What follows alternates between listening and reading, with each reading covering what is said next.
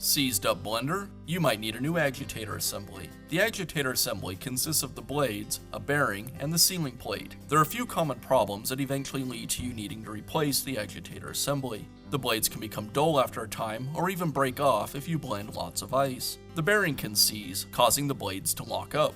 Sometimes the bearing doesn't seize, but instead fails, causing it to leak liquid through the coupling. Replacing the agitator assembly is an easy repair that you can do yourself, and I'm going to show you how. I'll begin by removing the jar assembly from the blender. Now unscrew the base from the jar.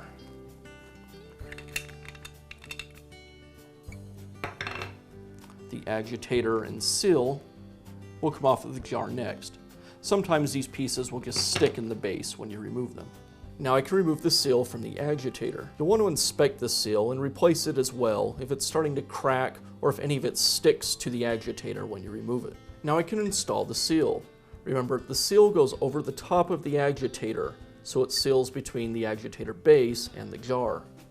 It does not go into the base itself.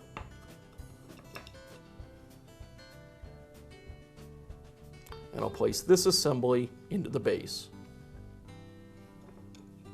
And now I'll screw the agitator and base assembly back onto the jar. Make sure you line up the threads and don't over tighten it or it'll crack the base.